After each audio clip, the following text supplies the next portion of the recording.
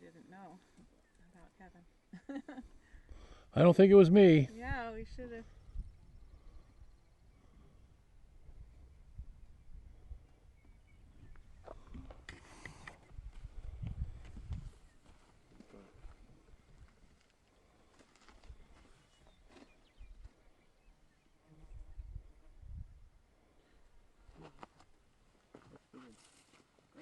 It's really weird that it's turning so fast. Yeah. It's not good.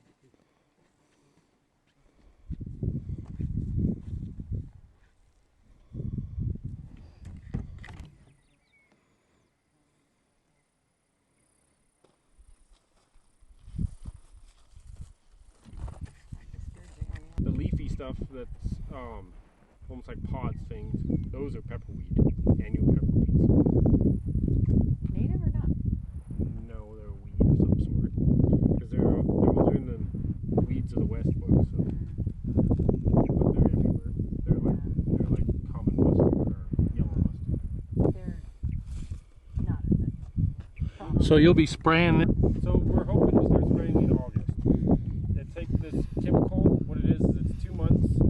It can stay on the soil until it needs rain to incorporate it. So we're hoping to spray it 1st of August for 2 months, and then we're hoping September sometime we're going to get some good rain. So we need a quarter-inch rain or so to incorporate this into the soil. Let's grab one of these full plants and pull it up. I want you to hold it up so we get a perspective by your hand. There we go. Get a shot of that. I want to see your hand in the shot so we get a perspective of the size. Yeah.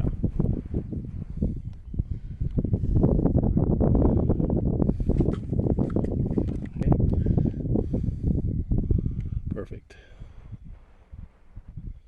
Hand model. Yeah.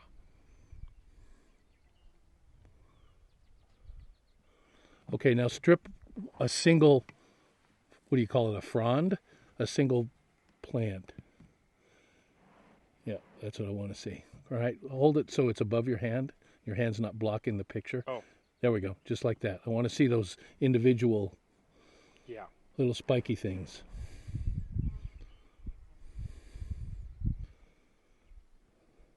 Perfect. Okay. By all means, interject thoughts. Yeah, great idea. I like it. Perfect. That's the kind of stuff I want to think about. Well, I'm glad it changed it. You said like Everything changed. That's good. Do you want us to be quiet? No, I have one Friday. not much to hear up here. Yeah. If there was birds or some other natural sound, I'd have you be quiet, but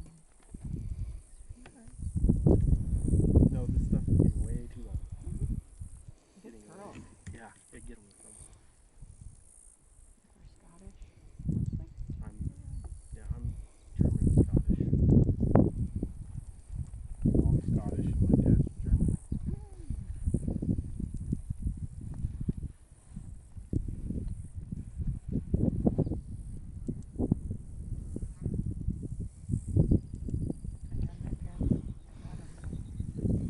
Ancestry thing. Kind of neat.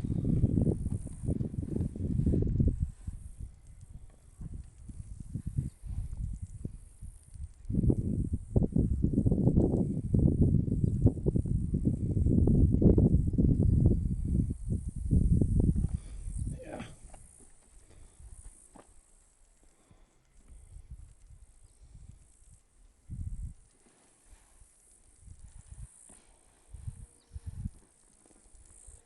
I never knew until we were doing some history stuff that the Mormon Church has that records for us. The Mormon Church does have a lot of ancestry stuff. But how far back does it go? It goes back. We had 1600s. That'll be a good shot. I'm thinking because the road goes right by it. I'm thinking about going up on top and looking down into the canyon and see how much you can see down into it. Because that means a little bit of a. I think it'd be a really good picture.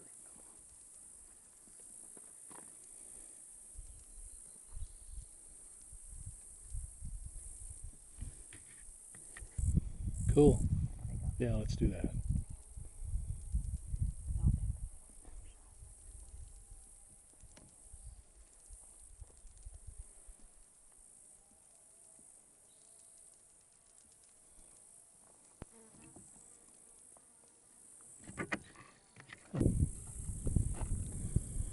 So this is good stuff. I'm just making a note to myself Yes, for when good I edit stuff. this. I have so much video. Yes, good stuff. Pineapple fescue, native bunch grasses, and native forbs. And that's what the sage grouse mean. So have you gone out with any of the other people for the sour project?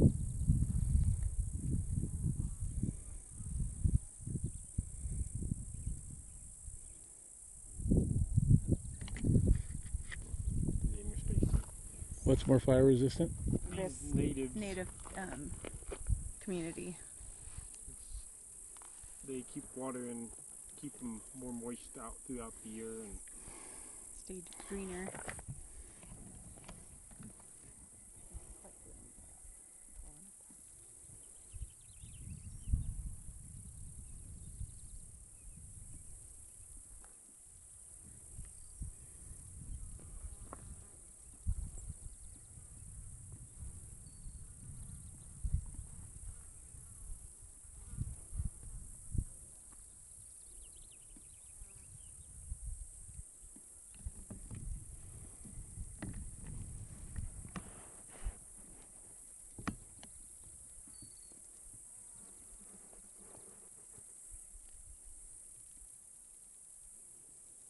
Okay.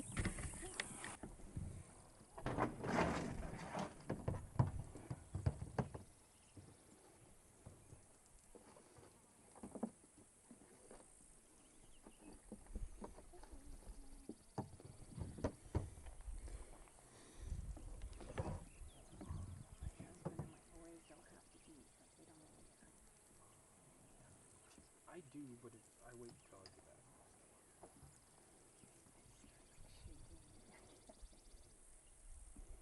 I have done a few days that it's been that bad, but that's when I get home at 4 o'clock.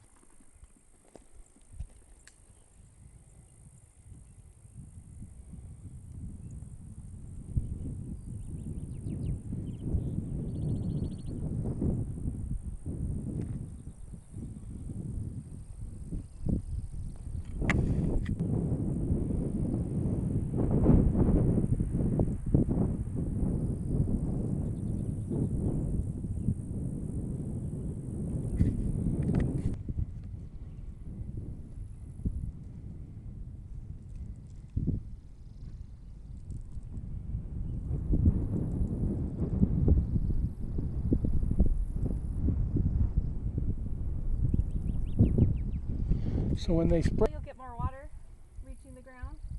yep. And yes, it'll repropagate with sagebrush and forbs and the native grasses. As if you look down here, you see the sagebrush.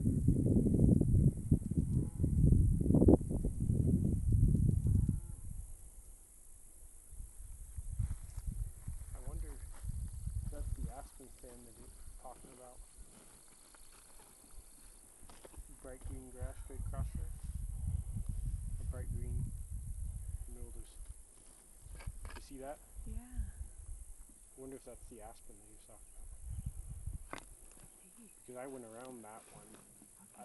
There is an aspen stand down in the corner. That unit 6. Oh yeah. In that corner there is an aspen. I have a feeling it's further this way, yeah. Like where you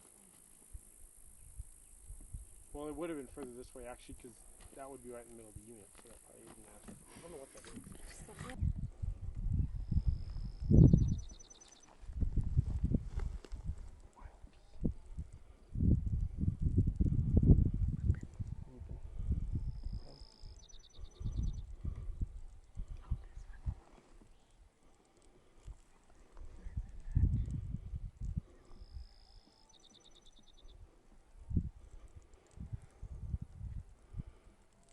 They do have peas in them. They're toxic. Mm.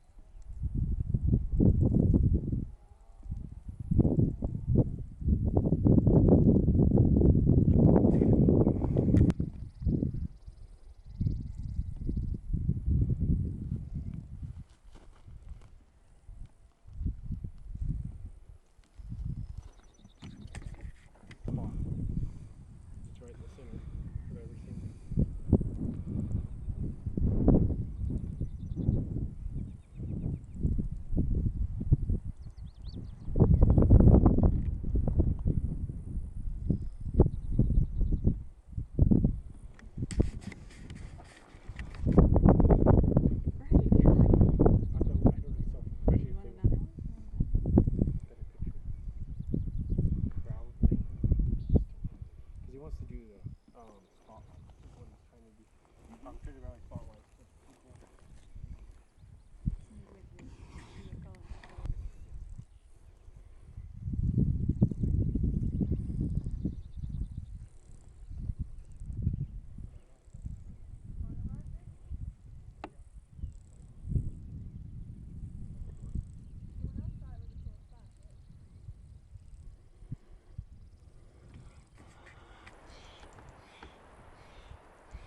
This right here.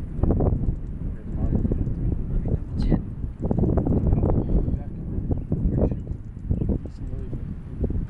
few hundred yards down. So they've been. Oh, they've been working 2 more days. More than 2 more days, and I bet you it was yesterday.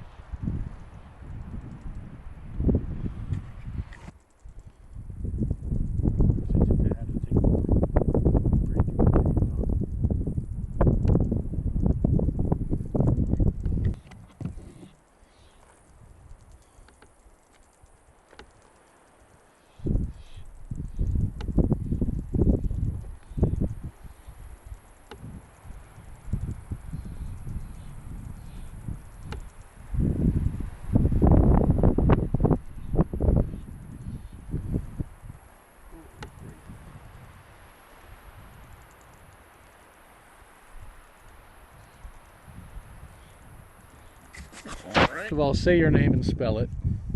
Sarah Mundy, SARAHMUNDY. And your title, Sarah? What are we calling you on this project? I am the Harney Soil and Water District. Am I on film right now? Yes. Okay. I always put it on camera, so when I go to Okay. edit this next year, I'll know who you are, Okay. what your title is, and what we're calling you, Perfect. and how to spell your name. Right. So, I am the Rangeland and Sage Grouse Project Coordinator Okay, for Harney SWCD. good. Wow, something just flew by you. I could hear it. It went, "Nyeh." Oh, on this. Yeah, it picked up on your microphone. Oh, here we go.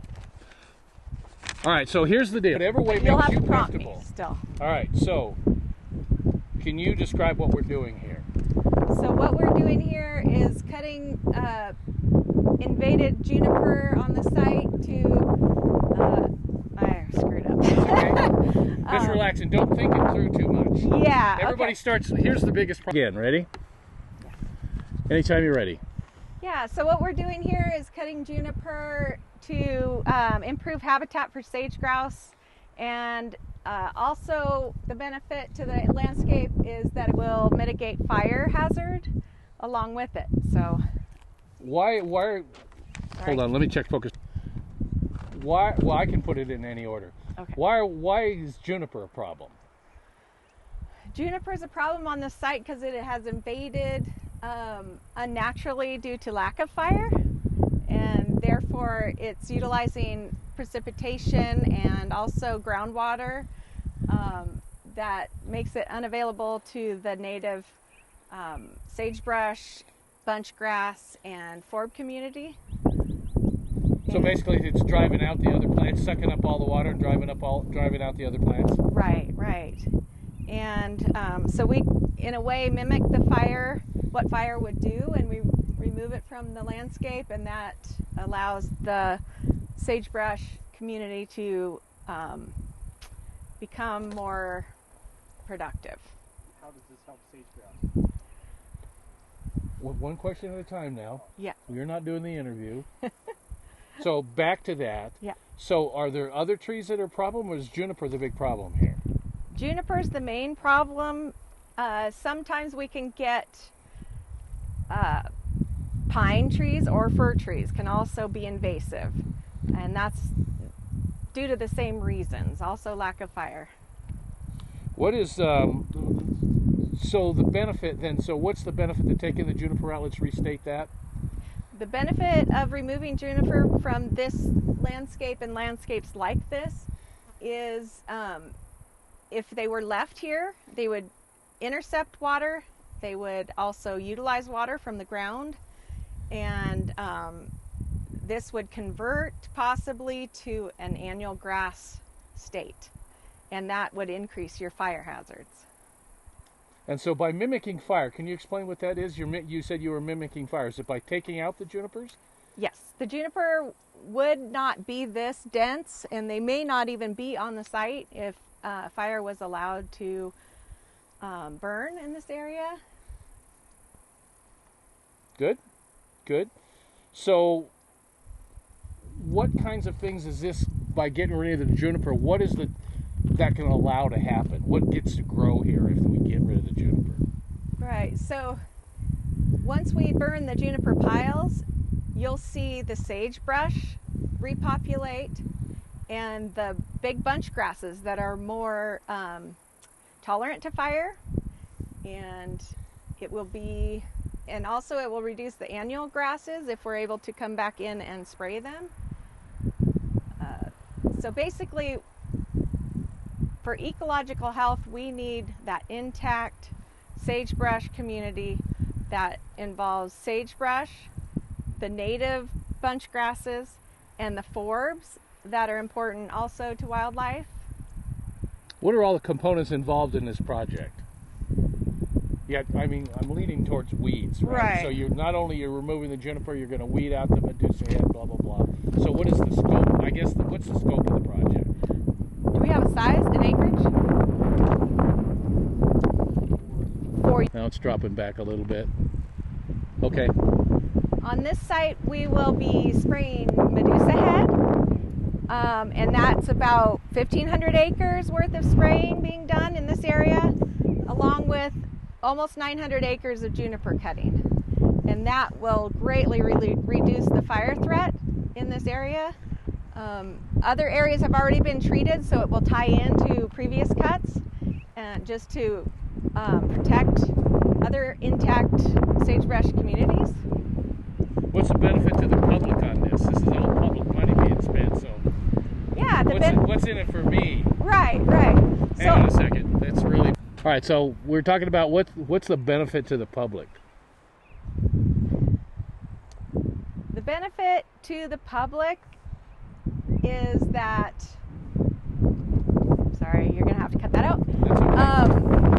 The overall benefit to all involved, including the public, is this will greatly benefit wildlife. It will greatly benefit all humans. That sucks too.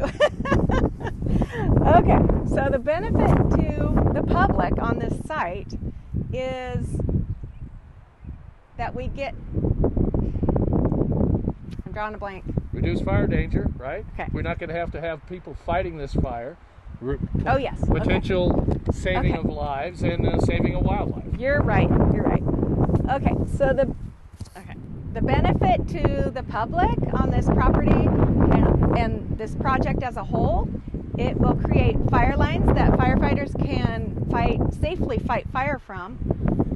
So it will protect our firefighters while protecting people's homes that live nearby, and by cutting this we'll reduce the probability of a large fire, and also we'll have intact wildlife habitat so that we protect sensitive species. That sucked. Let's segue that into sage grouse habitat. Okay. So let's talk about what it really is going to do is provide a nice habitat for wildlife such as the sage grouse, which likes what? So go right there where you know. This is what you do. Okay, so this project will also benefit many species of wildlife that depend on the sagebrush steppe as their home. For example, the sage grouse. Sage grouse kind of is an indicator species of other problems on the site, and if we can enhance the habitat for sage grouse, we're also benefiting hundreds of other sagebrush obligate species that depend on this for their home. Let's reword that. You said the sagebrush shows a problem on the site. Let's use it as an indicator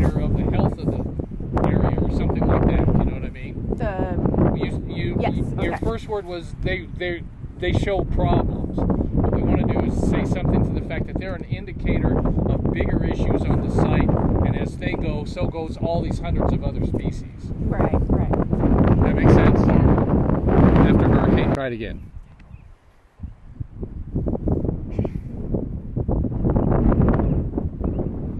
So the importance of the project to sage grouse and other species is that that's not right. This is a prime habitat for a lot of species, including the sage grouse, and Okay. they're an indicator of a bigger issue, which is what's going on here. Yes.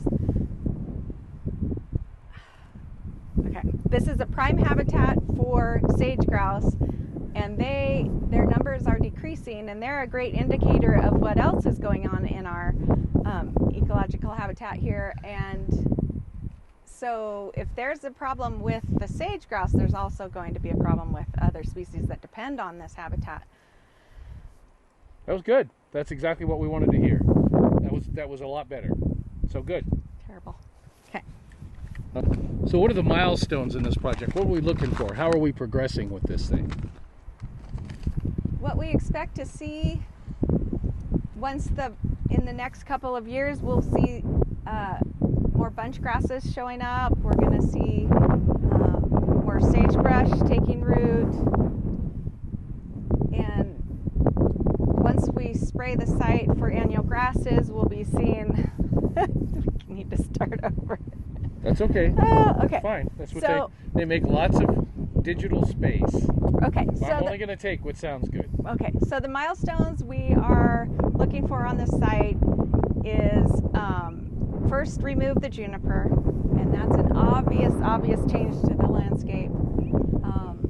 Once we do that, we'll burn the piles, and then we'll be able to start to see recruitment of bunch grasses and sagebrush and all those important forbs that are important for young sage grouse and Other species.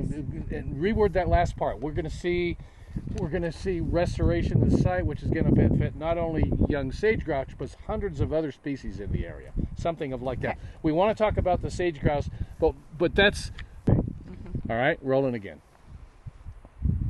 So the benefits to this plant community, will be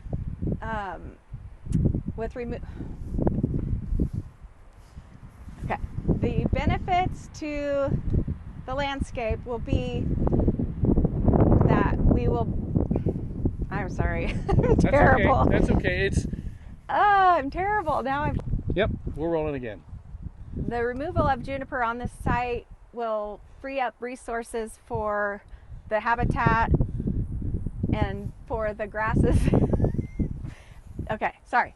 The removal of juniper on the site will allow the native species to come back, and I can't do it, I guess. Okay. No, this happens more than you know. Pre-settlement, we're in trouble. No, I'm kidding. Well, that'll be a good graphics background. Yeah. When we talk about it, I can see a graphic coming up while you're talking that says juniper sucks up 1,000 gallons an acre or some stat. Right, that's that what proves we that need, why some we gotta, sort of a scientific fact. Oh, there'll be a There's a fire, could establish a line and try and hold that fire. And so if everyone who's working in this landscape has a shared set or a shared understanding of what some of these potential lines where fire can be held on, who have on the ground knowledge of these areas, to look at some of those and help all of us understand, what does this mean? I come here, I see a road. Folks who are on fire crews, they see something else. What do they see in terms of the conditions, and what may or may not be needed for the line that's drawn on the map to actually function as a control line if a fire runs through here. And so the different stops will have different people sharing sort of specific knowledge. And you guys have a map on the second page of the packet showing those control lines and the route where we're going. I think that was a really good setup. So, Okay. Yeah. Go for it, Bill. Okay, is Josh guys was on this? I don't believe so. I Okay. think you're on. Okay.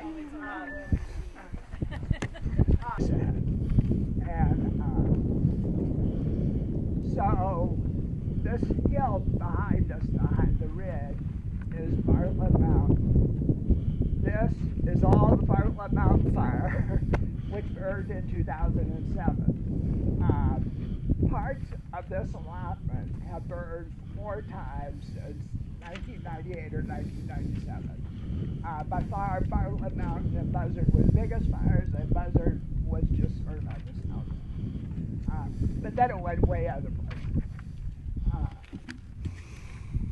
Oregon DLM did a EIS, and which resulted in the lifting of an injunction that only allowed Oregon BLM to use 4 herbicide-active ingredients. And none of them were specific to annual grasses. In 2013, sprayed most of the 2 tracks on this allotment. And then in 2017, sprayed like basically all the roads on kind of the Stinkingwater, which is this ridge that we're going to be driving next to, going to apply for a forestry department grant. And part of the project is we're going to spray buffers on this road down to the reservoir, and then some roads that come up from the south, and then the Warm Springs Cutacross Road, which we're going to drive on. And the purpose of these treatments is to create sort of fuel break in the Medusa head to get the flame length to come down, and so add it to the road, it will hopefully create a safe place where possibly you could do direct attack, or if there's parish that thought there are no people here, if the weather isn't too bad, the fire might kind of stop in the road. So we're trying to set up this.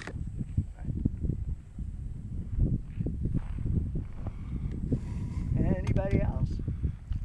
What's your expectation for Rejuvra being approved? So I no longer supervise the pay people's risk analysis. Sometimes we pay for additional tests on surrogate animals to see if there's impacts like that, if you eat it or if it just hits you, that kind of thing. Anyway, so my understanding that process has begun for Rejuvra, but I do not know what the time frame is or anything like that. Are you going to be able to keep monitoring those? Because I know that Senate bill funding is pretty short duration. Right. Are you planning to keep monitoring those in the future? Yeah. So we track, are you getting new individuals, undesirable vegetation, whereas we have photo monitoring. Need to know the key to winter grazing is protein, and we don't talk about protein, but that is a significant ingredient to make these cows eat Medusa head. It's a little expensive, but it pays off in the end. Thank you. You bet. Even in spite of that, a lot of money. Even having to purchase the protein compared to doing the feeding, so it still is a net economic benefit to the permit. It costs us about $25,000 a year to protein these cows in this allotment, but $25,000 doesn't go very far buying hay. It doesn't figure out. Production in here, we took 50%, blah blah blah. But we don't have that much experience doing this, so we just. Do you guys think that if we winter graze this for long enough, eventually we'll enough of the Medusa head, have enough of the bunch grasses come back in that you transition it back to a summer allotment, or is this, you know, long-term part of the ranch operation now with winter grazing out here? Let me sorry. So the first part of the question, yes, we hope, and this is part of what we don't know. We hope that this, through time, will increase the amount of perennial bunch grasses in here. At some point, that will cause us to reevaluate what we want to do. It still may be perfectly appropriate for them to be up here in the winter. So the improvement does not mean that it isn't going to be a winter grazing fish. But it could be. We would have to reevaluate it and see what it looks like. One of the problems, in my opinion, is Here to improve this location as a PCL beyond what you're already doing with winter grazing, sometimes coming through and spraying a buffer, right? How wide of a buffer are you spraying? I think 150 on each side, yeah. So we have a unique opportunity. We've got Chanel standing here and Casey. Can you hold this road? Yeah, well, grass, I prefer, have a higher success rate in grass versus sage. Multiple stories of grass and sage against the road, that's it. Take this risk here than other places. So that's why, you know, even whatever we can do helps at this point. But, you know, if we totally restore this site, will this road hold? If we have sagebrush on both sides of the road, good bunch grass understory, does this road hold? It doesn't hold. Don't think so. It won't hold. So we'll have to talk about something else. So you can create additional issues just by doing a good job. So you have to think about that down the line. Yeah, we'll look at the landscape. Say we had a fire up here again, it's coming down. We're going to look for those opportunities to catch it, this lower grass loading, look at maps, road systems, and try to develop our tactics and strategy around that. This grass, you know, it does burn super hot. You can't even stand by it, but it doesn't throw a lot of embers. It cools down really quickly. The sage is where, and juniper is where we have a lot of troubles trying to hold things. So, okay, go ahead. Conversation, so there's more where that's coming from. If you simply can't wait until then, there's a fuel model comparing grass shrub type fuels with, you know, low-lying grass. You can take a look at that, but we're going to keep discussing that point at each stop today. So something else to think about too is one of the issues we talked early on too is about suppression. Is in this country it's response time. It's time to be on the fire, and so you see what Chanel, Peyton, and Sam, Brother, Sam's brother, yeah, or what they're riding in. Think about riding in that truck up on some of these roads. Hemorrhoids. We try to make it comfortable, but it's not perfect. Question. Yes. Are you limited to what you can plant on the sides of the road? For example. BLM, you got to have like native forage? No. For two reasons. One, this is already full of invasive annual grasses, which makes the likelihood of successful seeding of natives way less. And then we could also say our purpose here is to create a fuel break. So that would rationalize crested wheatgrass and forage kosher if we wanted to throw that out there. And then, you know, we're gonna sort of step back quite a bit, sort of the real big picture, talk about big picture strategies, and then kind of zoom back in on how do we implement that type of strategy in this natural landscape. So in your packet, there's this, I think it's about 5 or 6 pages. I feel like the framework is more important than the, you know, specific map. And this framework is defending and growing the core. So it's doing proactive management, making sure that we are keeping invasive annuals out of places that don't have them now, really prioritizing that, in a proactive way. So I'm just curious, how many of you have like heard that phrase, defend and grow the core? Like, does that ring a bell for a few of you, most of you? Okay, a few people. Restoration work you guys want to do. In fact, that was part of the reason why, this $5 million project came to High Desert Partnerships. I understand if you use this geographic strategy as sort of a way to frame this work in sort of a broader strategy. So, what does defend and grow the core mean? I think there's a lot to dig into there, but just sort of at a basic level, when we're talking about core, we're talking about sort of intact sagebrush stem, right? So you don't have juniper, you don't have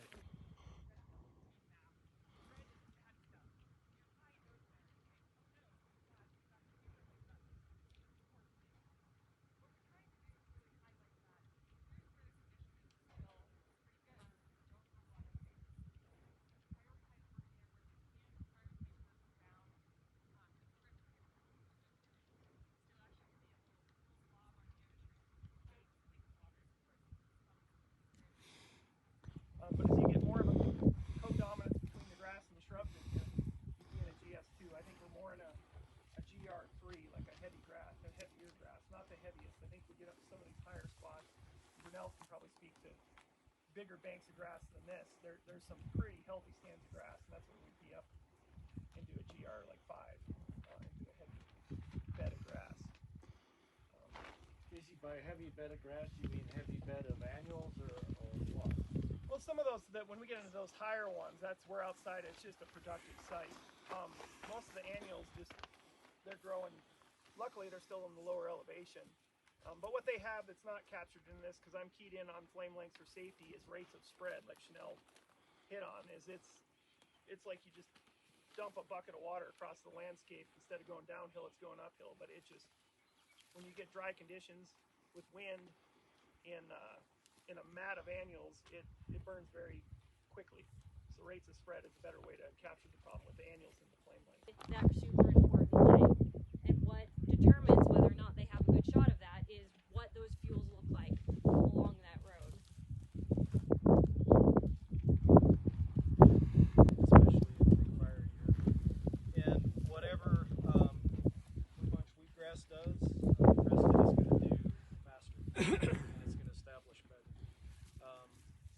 So that side of it, the pragmatic ecology side of it, yeah, Crested. There's the social value side of it that has to do with natives, right? So that's where we get into what are the values that are going to be dominant on this landscape. My own personal opinion would be, if I were much lower in elevation, I'm not going to, I think they're landscapes where you're taking a chance. If you're relying on a post-fire native seeding to be successful, to keep that from transitioning to natives, there are landscapes on the landscape, right? Whereas right now we kind of put them out and hope that they go where we want them to go.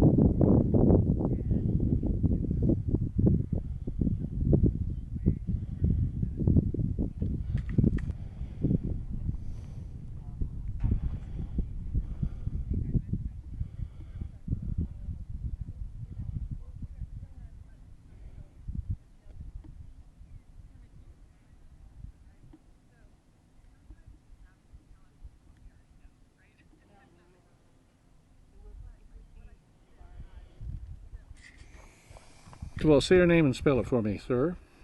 My name is Rick Habine, and that's R-I-C-K. Last name is spelled H-A-B as in boy, E-I-N. Always get that on camera so I don't spell your name wrong in the video. And your ranch, do you have is your ranch a specific name? It is. What do you call it? Our ranch is a very historic lamb ranch, named for Thomas and Joseph Lamb, who came to this country in 1877. And it's had multiple owners since then, as one might imagine, but it's always held that Lamb Ranch name, and it's known by everybody as the Lamb Ranch. That's very cool. How did you happen on it? I mean, it's not like well, you just stumble across places. Fate happens in very strange ways, and we had been ranch shopping for 3 years, starting in 2003. The Lamb Ranch afforded a great balance of range country, private water, and irrigated meadow. It's a very balanced ranch. The facilities or the homes and the corrals were marginal. No electricity. There is a phone line that gets in there. So it was priced in our budget, and it had the components of balance that we were looking for. And so it fit, and it fit us, and the family that owned it prior to us buying it were willing to work with us as far as how soon we could pay and that kind of thing. So we bought it in 2 chunks, and they were willing to do that with us. So it all worked out, you know, it seemed to work out in a good way. Had you been in the cow business before? I've been in the cow business since I was 8 years old. And I bought my first beef steer for 4-H, and I've been in it ever since. How did you get involved with this particular project? The project of that we're working on right now, this juniper mitigation thing. It's all connected. The grass is connected, the cows are connected, the juniper is a part of this landscape, if you will. And so in recent years, there's been concern for the sage grouse and the sage grouse habitat and things that affect the sage grouse and its habitat. And juniper has risen to being one of the key components that it's felt if the juniper's grove, if you will, or the encroachment of juniper on the landscape can be mitigated, then that would benefit the sage grouse. Sage grouse is our focus today, but really it's the whole landscape as a whole. The juniper is a resource, as is sagebrush, as is the grass, as is everything. It's taken over in places, and so it's time to manage that. And thankfully there's funding now because of the concern for the habitat of the sage grouse, that we can do affordable runs at cutting and removing juniper from the landscape. Hang on 1 second. So it's a big project. What do you expect to see out of this? What we've seen in the past, we've done other cuts, and we did one up in a piece of ground or a pasture called Divine Flat, and Divine Flat was so thick with juniper that you had a hard time getting your cows out. We couldn't always find them. This is a 1,000-acre pasture. It's not a vast pasture by any stretch of the imagination in this country. So the juniper was cut and it was piled in bunches to be burnt later. And what we found in all those little piles of juniper was that became habitat for quail and various bird life. And so we burned some of them, but we left a lot of it as habitat. And then the ground opens up. Then more moisture is available for the grass plants. Then you can see your cows and you go, we need to move the cows. There's not very much grass. So everything, it's a pulse. Taking something like juniper out, a fire, fertilizer, mowing, they're all pulses. It's an energy input onto the landscape. So we pulse taking out the juniper. Suddenly there's a ton more water available to the grass plants. The grass plants thrived and spread, And it's a beautiful pasture today, even though there's still little bunches of piled material, but those are houses for critters, so that's a good thing too. That's a very good thing. Yeah. So it's a long-term project. When do you expect to actually feel like you're seeing results from this? Are you Oh, in for you it see, for the long haul? you see results the next year. It's immediate. It really is. The maintenance or the background. So, for example, if we were to take all these trees out, you can see visually that there's young trees coming. There seems to be an exponential amount of young trees that come after a cut, whether there's more moisture available or light or I'm not sure what. But you're gonna, in a year or two, you're gonna have 1,000, like hair on a dog's back, trees this big. Then the work begins, because you don't have a contractor or yourself cutting big trees down. You're coming in with loppers or a mower or something, trying to mitigate these little trees that turn into big trees. So it's a management from then on. But the response and the bang for the buck, if you will, is immediate. It really is. So you're happy with the way it's going so far? Absolutely. Have you been learning anything today from these little stops and Absolutely. educational processes? You know, there's a thing, and we learned this years ago as we sat in groups and talked about things. Everybody in that group, there's, what do we have, 15, 20 people, maybe 30? 40 people. Okay, there's 40 people on this tour. And everybody in that group is, so we stand around in a circle and somebody starts to talk and everybody's wheels are turning. You know, and there's a thing or a concept called collective intelligence. Everybody has a story. I don't know what they are, but somebody's going to say something, somebody's going to say something over here. And the value of that group, all focused on one thing, it's hard to measure, you know. So we were talking about a road being a fire break for these catastrophic fires. This country, and you can see if you look around, was burned in the Buzzard Ridge fire, which started actually over on the Lamb Ranch where we come from. And to talk about, let's make that fire so it doesn't spread. Well, how do you do that? And everybody's got an idea. And this at a certain time of year is going to go up like tinder. Other times of the year, maybe it's more of a fire break. So all these experiences are super valuable, especially if you're trying to deal with one issue. We want to improve the range. How do you improve the range? Can you introduce species? Can you get rid of species that are not native? And we talked a lot about medusa head today, and how do you mitigate an invasive species on vast landscapes with one or two people, you know?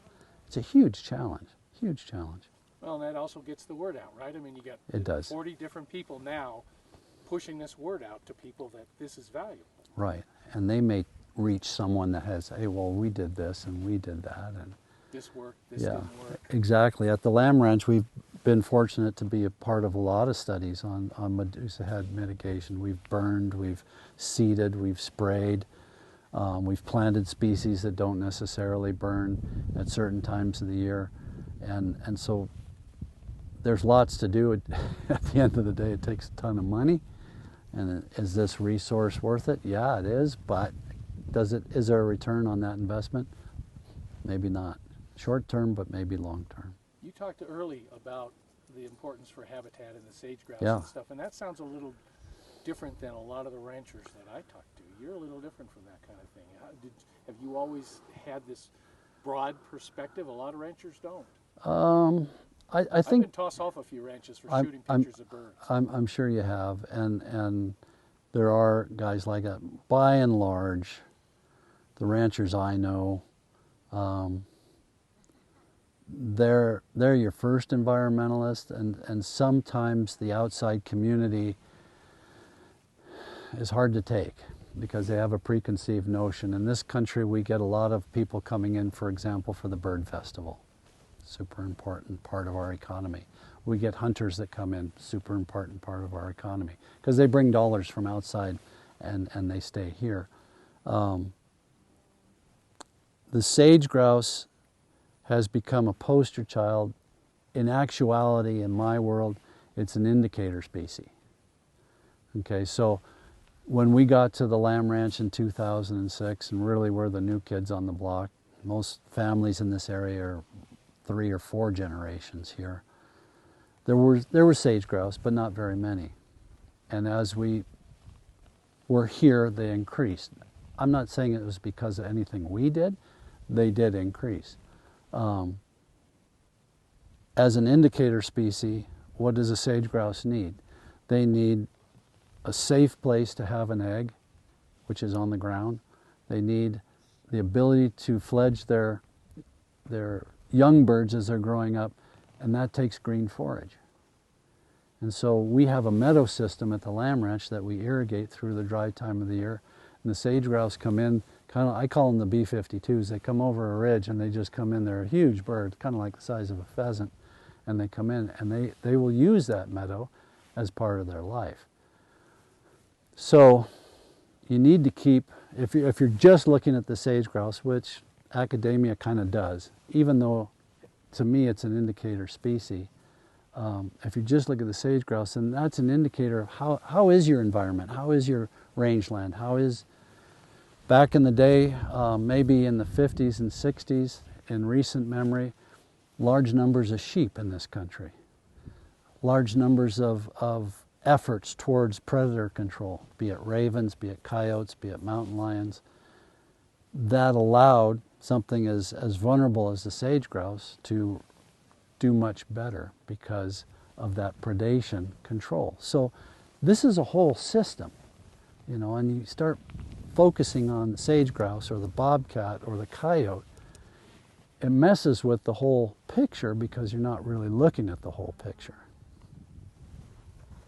That was a great explanation, Rick, especially from a ranching perspective. Yeah.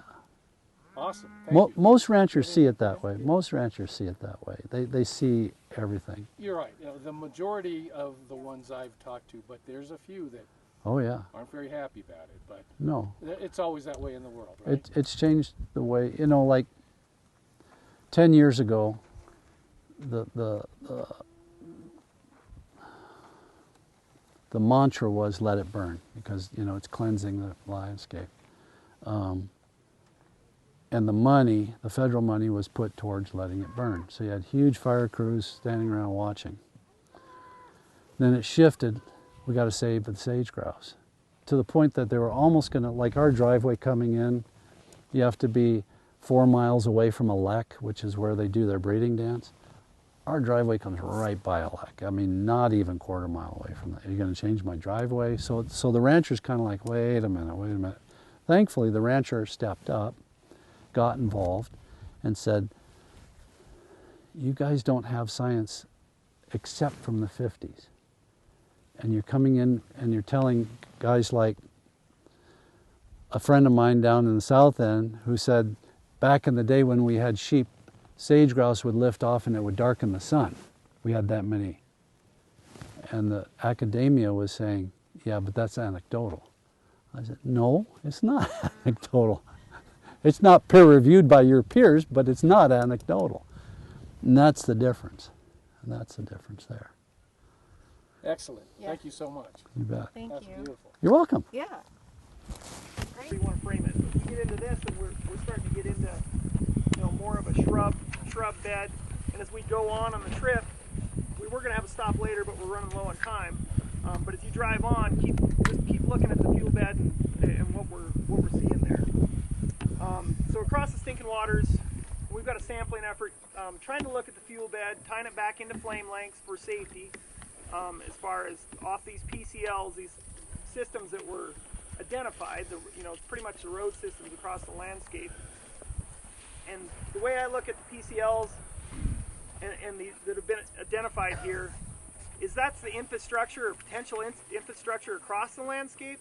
And when we start talking about fuel beds and potentially modifying fuel beds, I look at that as making the infrastructure more set up for fire management, from suppression to other options too. It's not just, as we go along, we'll talk more about that. But it's very coarse and grainy. So then we've been working on, for these guys, AJ will lead into that, I'll pitch it in a bit. We worked on kind of making our own version of, I refer to Scott and Berggren, there's a photo series for determining fuel beds.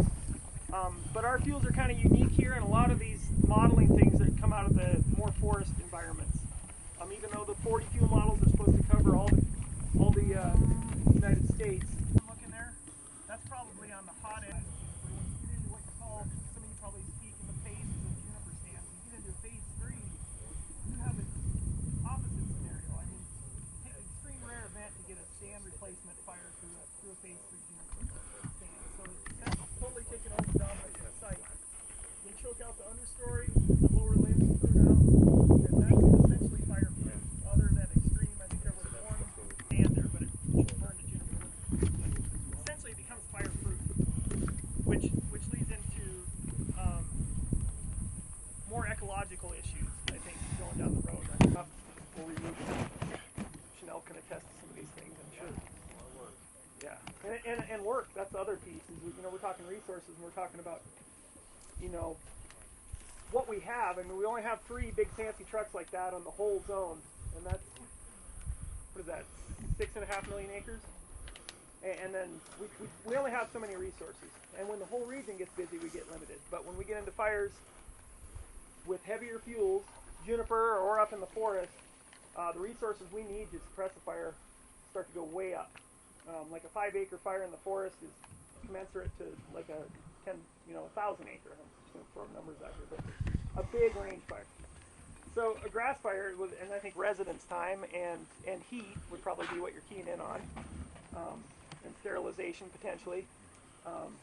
So in juniper, you got a lot more heat, you got a lot longer residence time. I mean, the heavier the fuel, and the bigger the fuel mass, the longer your residence will be, and your heat on that area will be as well. Whereas a grass fire, and there's variables too, like how fast it goes over the bed. Like Miller Homestead, that had, and the smart people from the station can chime in on this, but had pretty good natural recruitment out in the low sage that burned.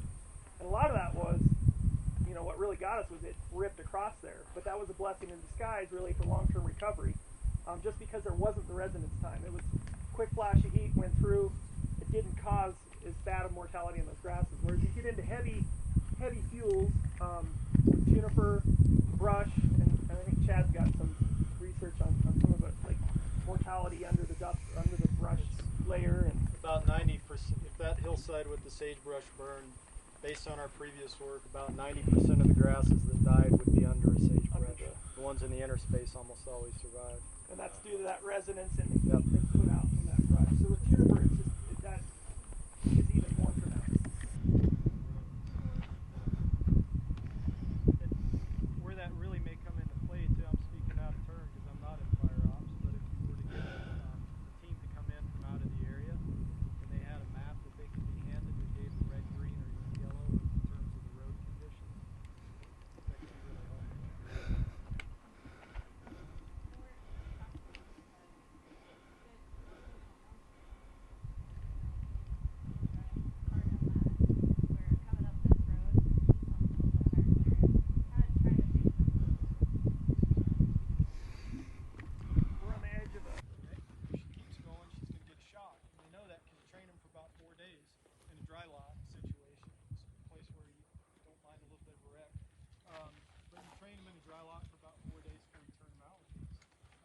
Started using these, this is our 3rd year. We had no idea what was going to happen next when we put one of these things on a cow. And it surprised the heck out of us. The first year we used them to keep cattle out of the burn area. It was surprised. A lot of the cattle got burned and still in the patch, got to keep the cows out for a couple of years. Yeah, and this works really well for that, for keeping cattle out of those areas. But we tried a couple of other uses. Before I tell you about those, the way these work is you've got a base station. We put ours on trailers. They're portable that way. It's solar powered. Close to the boundary, GPS says that you're in the no-go zone. The cow gets either auditory or electrical stimulus, and then that reports via low-frequency radio signal to the solar-powered base station, which then relays that to the end user that this cow just got stimulus. Okay? And you're also able to keep track of where they're at in the landscape. What I'm going to pass around in a minute is a group of cows that we have out near Riley that we're using for a fuels management project. And the cow locations update at 5-minute intervals. We took our research range and put in a 200-meter wide, 2-mile long fuel break. And we did what you might expect. We programmed the boundaries of that fuel break on 39. It was a mix of dry cows and mama cows. Dumped them out in there, and we were able to reduce. Overall, we had about a 50% reduction in fuel biomass. But Jeff, you pointed out yesterday that 50% fuel reduction in something like this may not be what you need. What we should have done in that study is done a transect from the road. Even if a cow gets out in that fuel break study, it's a one-way gate. In other words, it's going to shock her as she's going out, and maybe she's going to chase her calf. Calves didn't have collars on. But when she comes back to get a drink of water, all of those virtual boundaries behind her reset, and now you've got another chance to keep her in that fuel break. And so we were able to see good fuel reduction within the fuel break using that technique. What I was passing around here is another application. Ability of large wildfire was the previous 2 years accumulation of fine fuels. Okay? And the predictions for that particular product come out before the fire season. Okay? So what we're doing this year is we've identified on our research range and some other areas, areas of high fire probability based on fine fuel accumulation. We draw a virtual fence polygon around those. The cattle that you saw on my phone are in a 320-acre area right now. Turn the cattle loose in there, let them graze that down. So we're grazing the red spots, those high fire probability areas wherever they occur on the map. And it really surprised us. I thought I knew our research range pretty well, and then I started looking at the map, and I thought, well, this isn't right. The cattle have been in that pasture forever, over the years. And sure enough, I go to that spot, right, because they've got a GPS that you download where you don't want them to go or where you want to keep them in. So this is self-contained. And as long as you've got GPS reception, a clear sky, they're going to work. What you lose, though, if you lose contact with the tower, is the ability to pull out your phone and see where your cows are at. And that's, again, a big plus for a lot of people who use the technology. Is your tower at all mobile?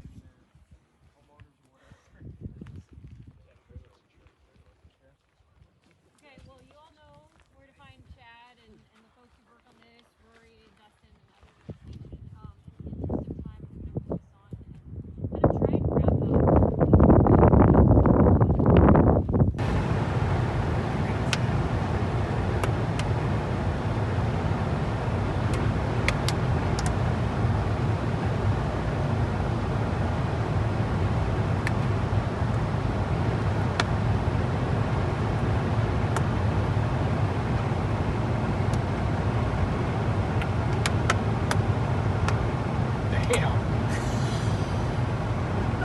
Need a good splatter right here in front of me.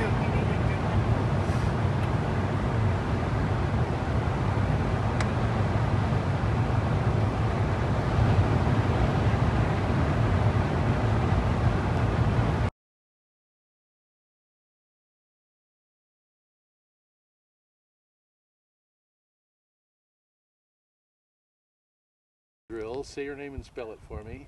Okay. Brenda Smith, BrendaSmith. And your title, Brenda? Director at High Desert Partnership. Okay. Yeah, this looks good. There's just a little soft sage and cheatgrass behind you. This will be just right. Okay. Beats an office setting any day. Oh, yeah. Nice to be out yeah. in it, too. Yeah. It's too hot. Yeah.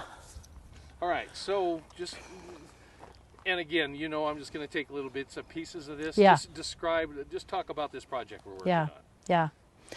Yeah, so the so the southeastern Oregon Wildfire Resilience Project has really come about through High Desert Partnership's Wildfire Collaborative. And so this is a group that's been meeting for some time to prevent wildfire, to restore areas that have been hit by wildfire, and to suppress and make sure that they don't take off into being multi-million acre fires.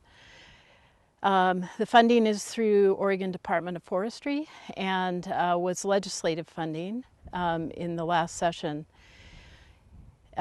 We knew that sort of the work that we've been focusing on around landscape scale management of multiple land jurisdictions is the place that group, the collaborative group, wanted to be. And this project was the perfect opportunity to put in for funding across multiple partners. So High Desert Partnership worked pretty quickly to pull together the application and figure out how we were going to treat over 70,000 acres of sagebrush steppe in eastern Oregon. Let's talk a little bit about, and let's boil that down into a little bit more layman's terms. And I think what you told me, what I thought was really interesting, is that as a bunch of individual entities that was taken, that was approved pretty quickly. Right. So let's right. talk about, okay. let's ramble about okay. that a little bit. Yeah. So, you know, the Wildfire Collaborative, which High Desert Partnership has supported for a number of years, is a very diverse group of folks. Bureau of Land Management, Department of State Lands, Burns Paiute Tribe. We have a number of private landowners, ranchers, have been working together again because you know, fire knows no jurisdiction, no boundaries for whose land it's going to go across, and so we've recognized that coordinating these different partners is really critical. To essentially make, you know, a real difference on the land. 70,000 acres feels like a lot of acres, but when you're out in the sagebrush steppe, that is even kind of small potatoes.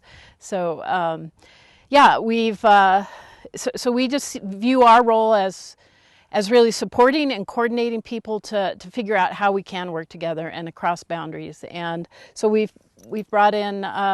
You know, we have the Soil and Water Conservation District, and they do lots of work with private landowners out in this part of the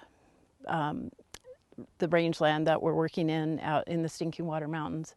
And so we all just kind of come together in that coordination. And exactly what you said, if we had all put in a single put in all of our different applications, we probably would have not been funded. But the fact that we show that we could coordinate across these boundaries and put in one application is kind of what got us over the line and got attention. Like, wow, that's a lot of landscape that you all are working in. So good. Yeah. And let's do that one more time. Now you got it figured out, right? Yeah. So you were clearly thinking that through, which is fine. Yeah. But that was fine. Yeah. The fact that you had individually, all these groups probably would not have gotten funded Yeah. for this project. Yeah. But together, Okay. we formed we're Yeah. ready to do some serious work. Yeah. Yeah. So, yeah, when we came into this, you know, this application, this funding became available, we realized that if each group put in their own application for the piece of land that they might want to treat or manage for wildfire resiliency, we wouldn't have been successful. So we got together, we coordinated so that one big application came in from Southeast Oregon across multiple land management boundaries. So good. That was very good. Yeah. Good. And Okay. without us all getting together, we wouldn't have gotten the money. No. Good. So, and because of that, you're going to make some sort of difference out here, right? So once again, tell me what the goal is. Yeah. So the goal really is to you know, our sagebrush steppe in southeastern Oregon is critical landscape for a number of species. Sage grouse, greater sage grouse has been important and sort of in the news in recent years. But the difference that we really are hoping to make is to make our sagebrush steppe more resilient to if wildfire were to occur on the rangeland, it's not going to go across as many acres. So we can keep them small fires if they happen, and fires are going to happen, lightning, all of those types of things, and really, so we're not essentially burning up all of southeastern Oregon is the difference we're hoping to make. So. Good. We want to use the word megafire, right? Everybody's using that right now. Yeah. Am I Okay. correct? Is that a good word or a bad word? Yeah, I can use that word. Yeah. So I hear people talking yeah, about it, and you tell me you're on your boots on the ground. Is that a word we? I don't know if we use it that much. Okay. Yeah, just a little cloud. So what I want to sense that a little bit back then is your hope was to convert the 70,000. This is what you told me. The pilot probably part of it is demonstrating that we can work across and with a lot of different groups to coordinate across land boundaries. So and that's what the collaborative is all yeah, about, right? Yeah. So, let's just kind of ramble on that for a little bit and get something out of this. Okay. Yeah, so I think one of our big hopes with this sort of with this funding is that we can demonstrate to the funders and to our partners that we can coordinate, we can get the treatments on the ground over a large landscape scale amount of land, over 70,000 acres. And really what that is designed to do then is to enhance the habitat for the sagebrush steppe and really keep fire from running across hundreds of thousand acres in this part of the country. So. Good. That's that last sentence. Let's just do that again. So what it's really designed to do is improve the habitat, at the same time preventing the spread of large rangeland fires. So this work is designed to now you've got me. This work, yeah. I'm this throwing words in your mouth. Yeah, no, it's all too much. No, it's all good. Words in your mouth. No, it's good. I know. I'm happy to have words in my mouth. So this project is designed to enhance the habitat, our sagebrush steppe habitat that is important to wildlife, ranching in southeastern Oregon, and to keep wildfires from moving across hundreds of thousands of acres and essentially destroying this habitat. So that was it. Okay. That was perfect. All right, so one more thing about collaborative. So talk a little bit about the partnership. You've been around a while. This isn't new. So let's just talk a little bit about the partnership. Yeah. I just saw it's your 15th anniversary. I know. And we've been doing stuff for you for like 10 or 12. I know. Like. Yeah, no, you were before me, in fact. Yeah, that's right. That's right. Yeah, so. Wow. Yeah. Time flies when you're having fun. So let's just toot your horn a little bit. Yeah. Let's talk about 15 years of getting people together for meaningful change. Yeah. Yeah, so High Desert Partnership has been working out here in Harney County for over 15 years.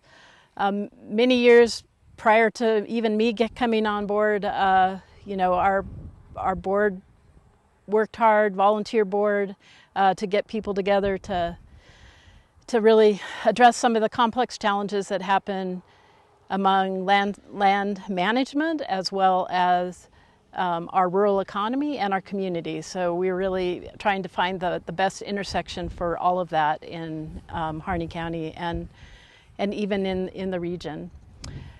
We've experienced a lot of growth in the last few years. I was the second director for High Desert Partnership, and so was a staff of 1 when I came on, and we are now a staff of 7, and we just have some really great folks working with us at High Desert Partnership around communications. They have expertise in range management and wildlife management. We have folks working on youth entrepreneur projects and internships and career opportunities in natural resources, and as well as sort of bolstering our small businesses, entrepreneurism, taking care of ourselves in Harney County. And so we're across all of those areas. We have 6 collaborative groups. So the Wildfire Collaborative is just one piece of all of those, all of the work that we're doing. And I think a lot of people don't necessarily realize that. If they're a partner in the Wildfire Collaborative, they're got their head down and they're interested in that work. But what High Desert Partnership is doing is really making the connections between our collaborative groups so that the Harney interns potentially could have a position with Bureau of Land Management to be working on wildfire type projects. So we're the ones that are trying to coordinate among the different collaboratives. And just toss out a little bit of what those different collaboratives are besides wildfire, because there's soil, there's water. Yep. Yeah. So our collaboratives, we have a forest collaborative for the southern Malheur forest. We have the Harney Basin Wetlands Collaborative, which is about preserving and enhancing the migratory the Pacific Flyway, and that includes Malheur Lake and the wet meadows in the Harney Basin. We have the Wildfire Collaborative, which is focusing on our sagebrush steppe. Biz Harney is our Economic Opportunity Collaborative, and Youth Changing the Community is our youth collaborative, and that group is really focusing on career connections for youth in Harney County. So perfect. That was great. That kind of got everything in there and explained kind of what you were doing, so we can make a little elevator speech for you. Good. Good. It'll be good that you can just try out to people. There you and go. Not have to stand up there Right. and do your dog and pony show. Right. That's yeah. good. Okay. Yeah. Is there anything you want to mention about any of this other stuff? I grilled you enough for the day? Yeah, I think we're probably okay. Yeah. Good. I'm really glad we came up here. This was the perfect spot. Good. This looks good. Yeah. Okay. Yeah. You did good. I think the important thing, was interesting because you mentioned, I thought what was significant was that you were telling me when we were riding around up there in the cars that, how important it was that, nobody would have looked at these little groups in Harney County and said, let's give them $5 million or give these guys $100,000 and these guys put together, you would have gotten, you got a lot more, and you've got people working, you got them doing positive things. Paying attention. Yeah. Cool. Yeah. Great. Okay.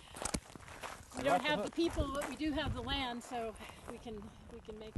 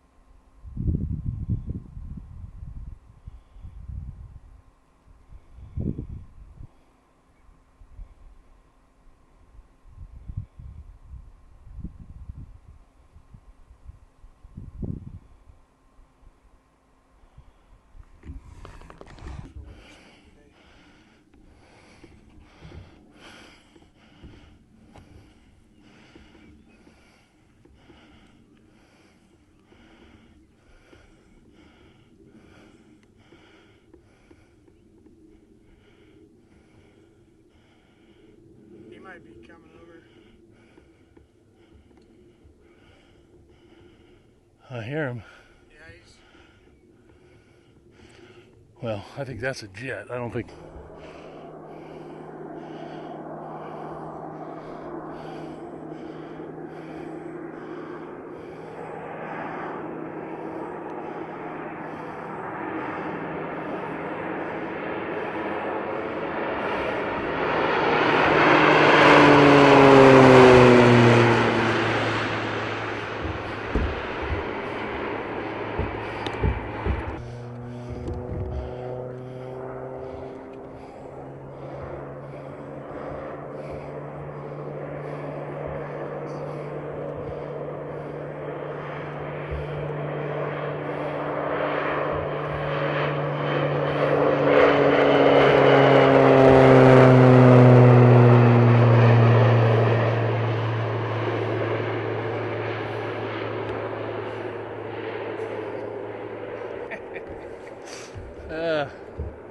That's cool. So he's going to be a little more north on the next pass? Yeah, he keeps moving that way. Cool. I mean, on the his next run. Yep. He's going to go back, fill up, and come back again, right? That's what I we... think he'll still have maybe two more, Yeah. two more full passes. And I don't know anything about photography, but watching you guys be happy makes me happy. Oh, yeah, this is good stuff. Oh, that's awesome. You're going to want to... They're going to owe you if you want to give them this footage. Their stuff can't look any better than this. Really? Yeah. That's exciting. I'm excited for the drone race too. Oh yeah, I want to do that next. Don't want to miss that part. I'm just shooting various angles now.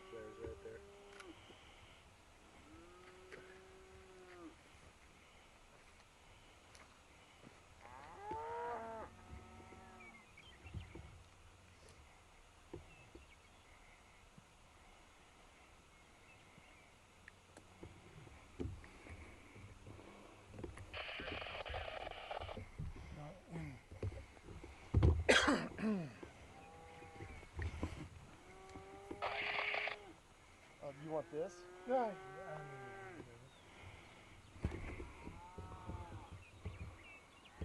Got the, this.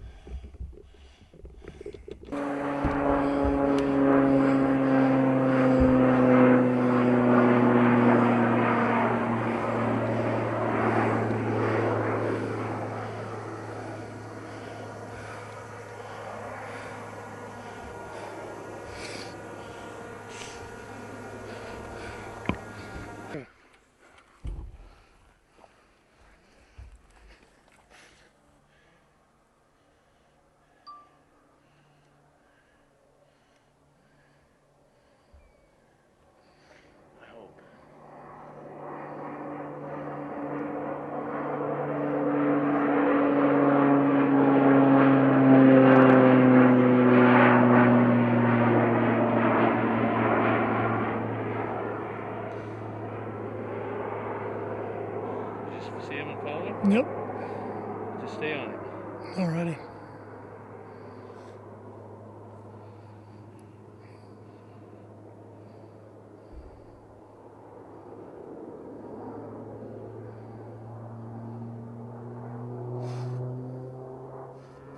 Can you see him? Yep.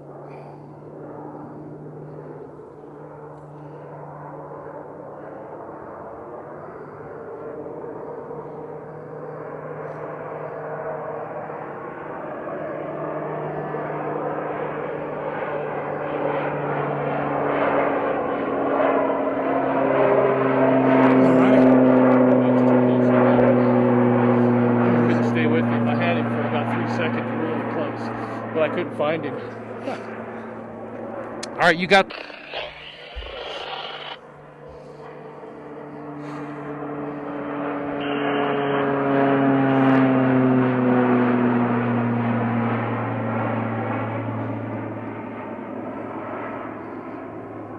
Oh, I didn't have him very long there. I didn't either.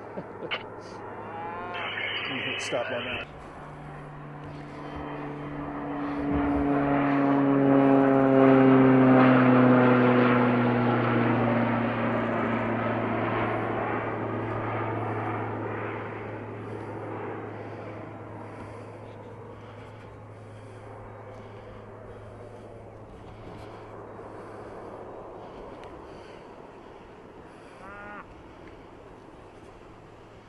Is my baby coming back? Yep. Yeah, it's right above. Good.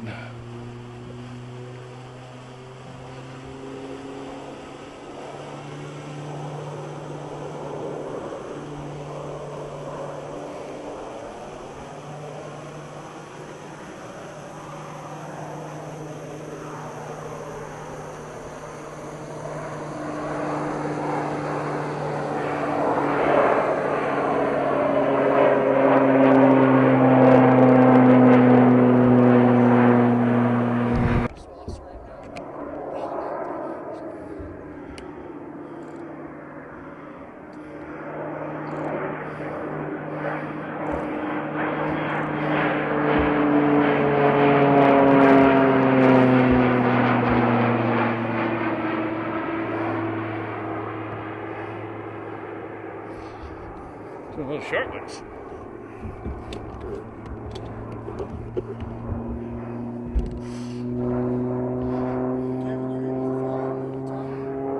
Well, mostly. I lost him now. I don't know where he. Oh, there he is. So he's going to be 100 yards from us on his.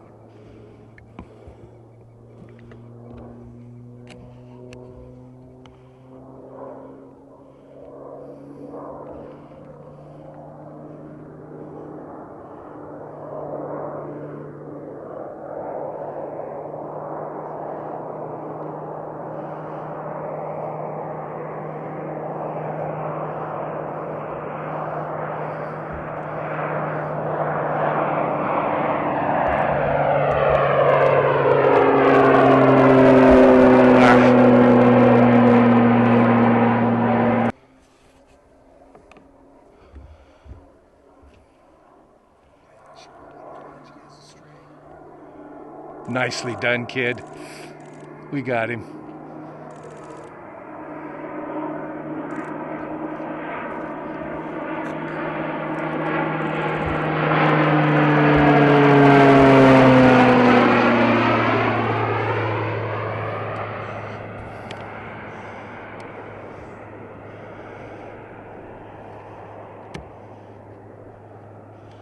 Good job. You called that one perfectly.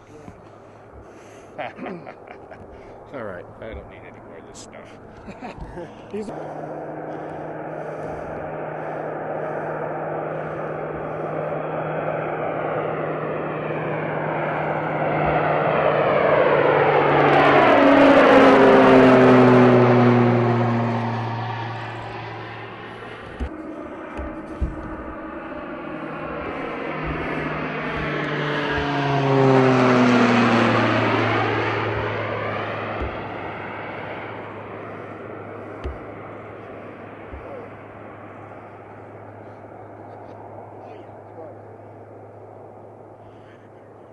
Everybody's happy. Oh, I'm pretty.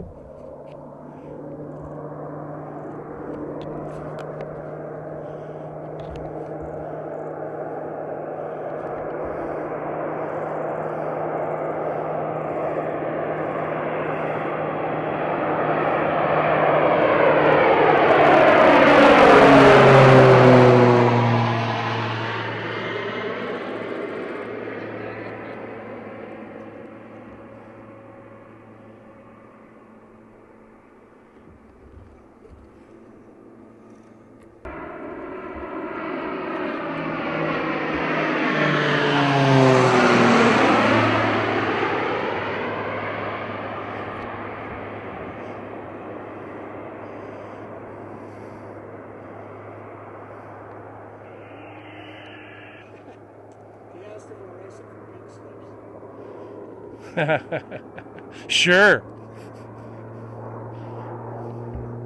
Taking the white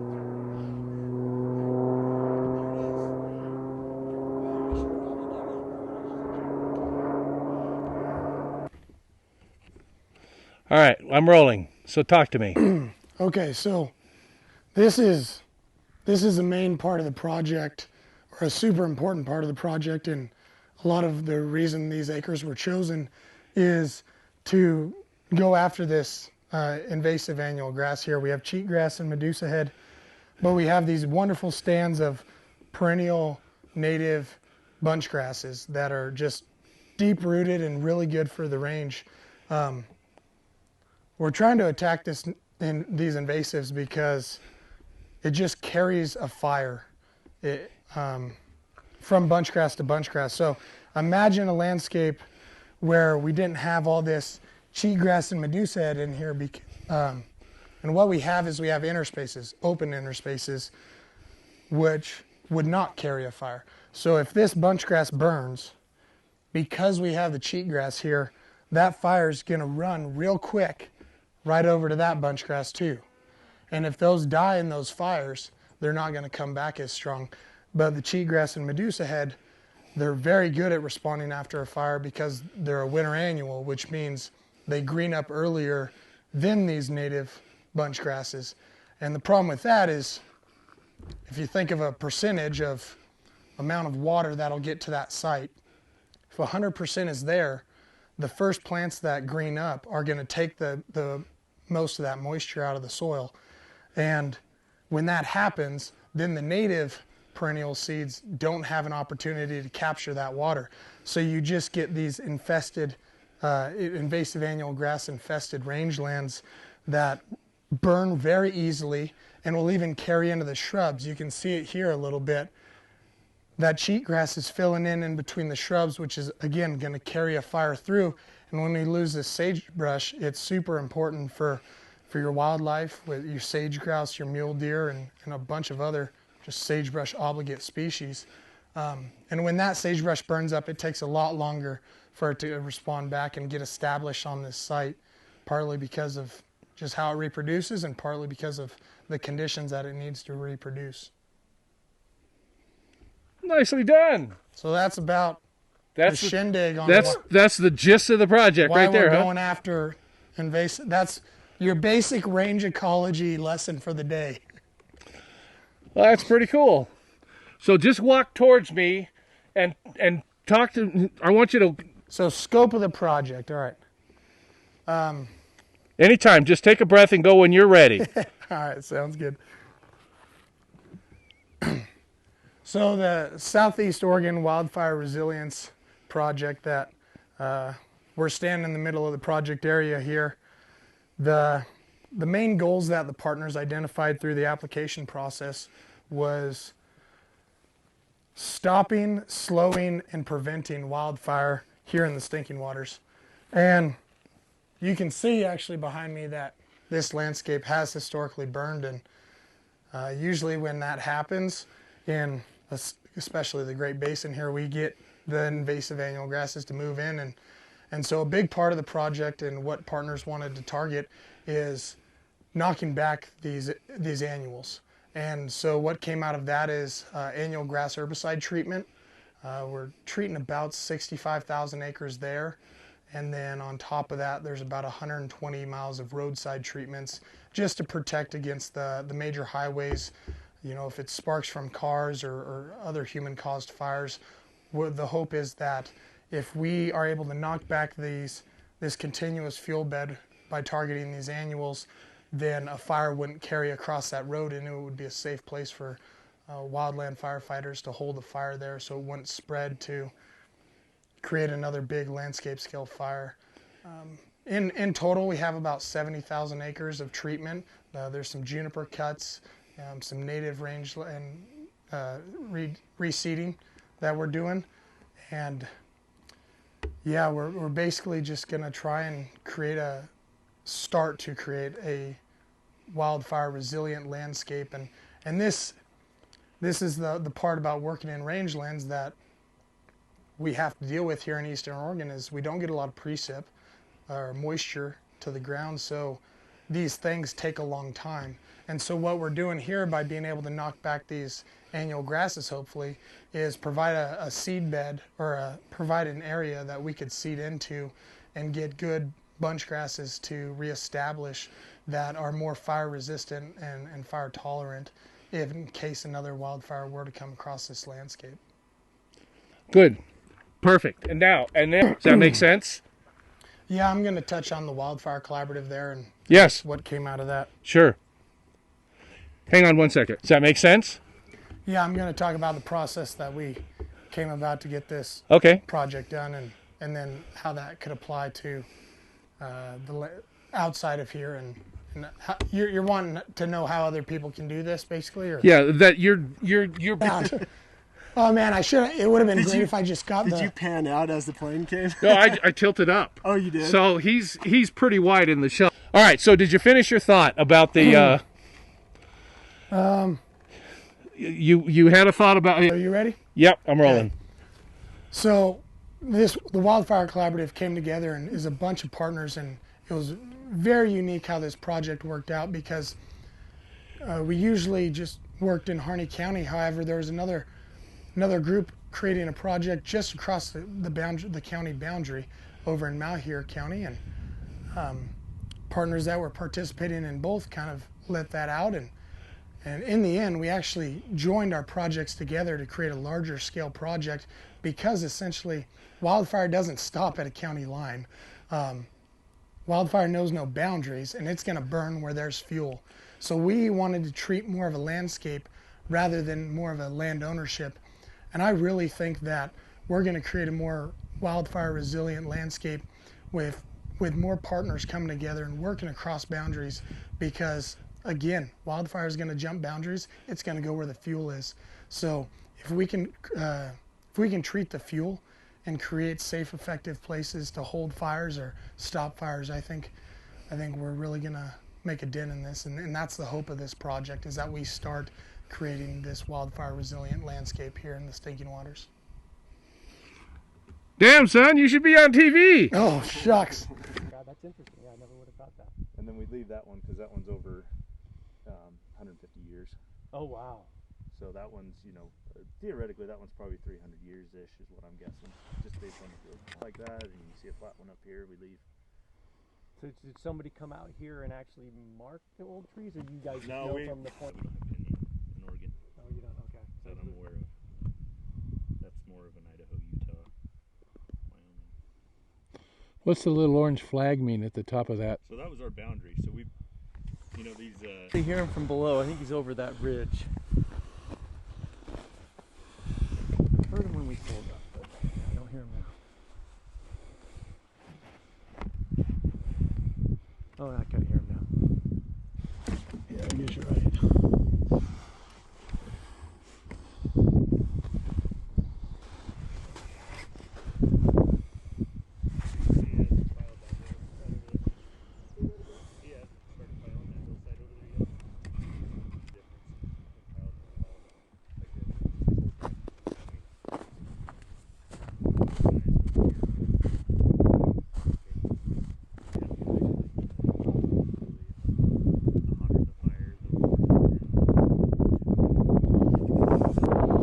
After the last one. So he may already know. He may. If he doesn't, then we'll let him know. And yeah. All right, so maybe there's a shot we can get that Jason considers important.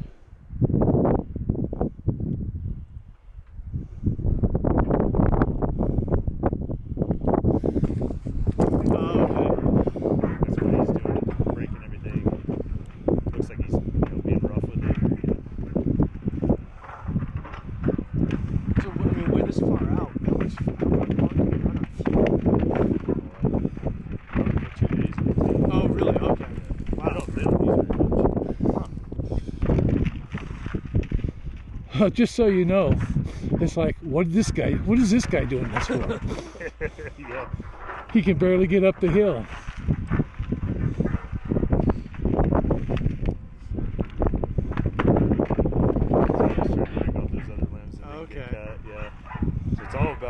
size and the tightness of the pile, if they'll burn, you know, because you burn when there's snow. So you got to burn the snow. You got to get the center of it. It'll actually take care of itself. Otherwise, it just go out. And one benefit, all this thing being recorded, this contractor does a really good job of making sure the piles. Other contractors may. You've had him before. Okay.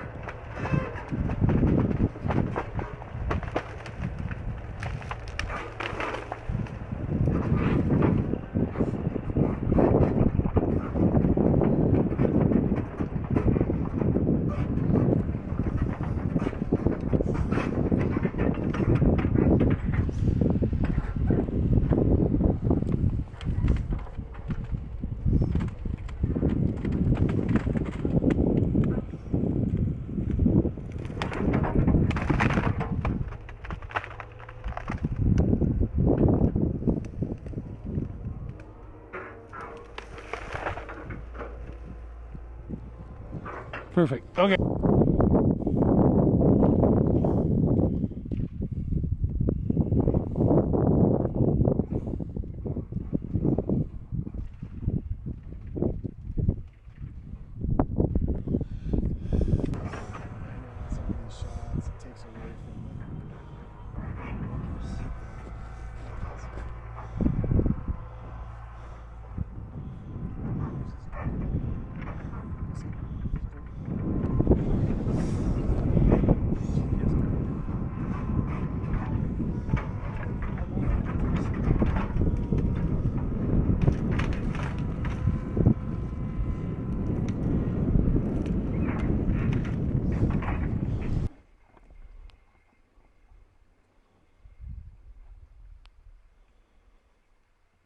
Just looking at this hillside, it's like the snow kind of helps give it more.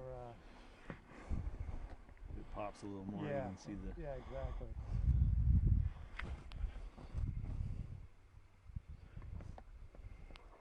Yo, got pretty cool jobs. Yeah, you do. Well, look at that. There's a pine tree right there.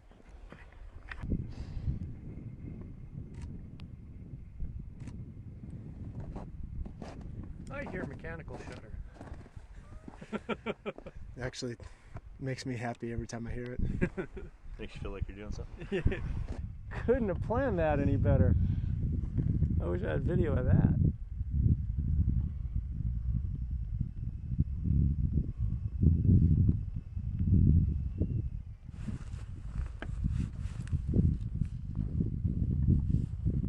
I used to play a lot when I was a kid. I would say that was pretty freaking slick the way you put it. Beat us now, or put us now, you know.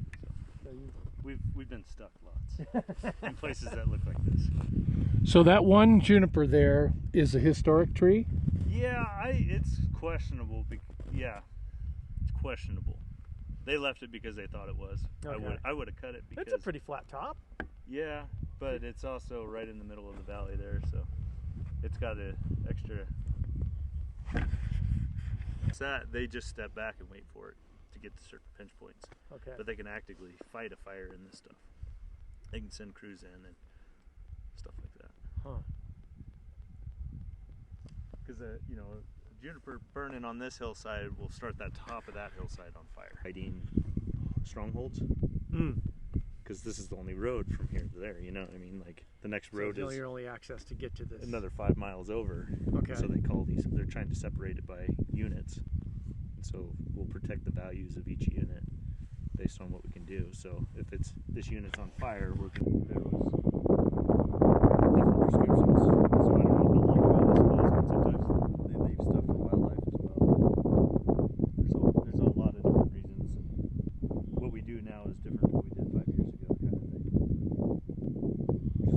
It is amazing how, you know, 50 years ago or 70 years ago, we thought we had it all figured out. Yeah, right. And it seems like all the time we think we have it figured out. It's like, well, no, maybe not. Yeah, and, yeah. What we're doing now isn't necessarily, and we do them differently for the landowners too. So some of them want certain things done. The practice, you know, 15 years ago was just leave it all like this. Oh, really? Yeah. Because it became habitat, right? Well, it's just the cost.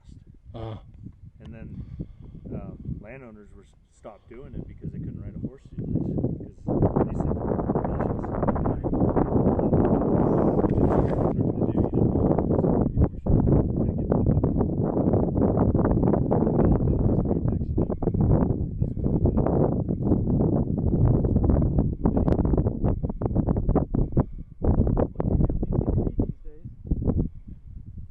Well, you don't get a scope of it either, though. Well, yeah. The way somebody would write this, you could envision it so many different ways.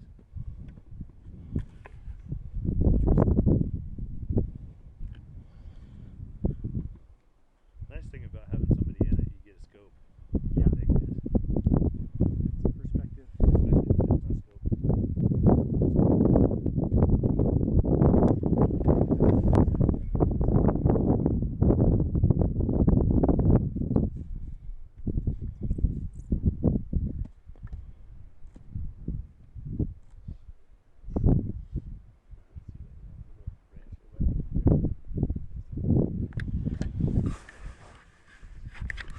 All right, let's crawl our way down.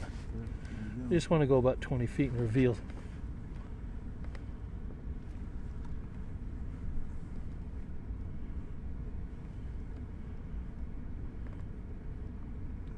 That's good.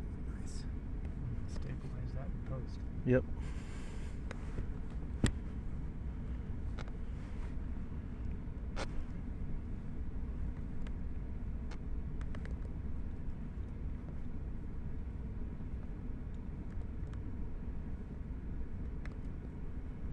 Nice picture of Mr. Kessling right there next to the green branch that needs to be taken care of. He's smiling in that one. Good, too. good. He's killing.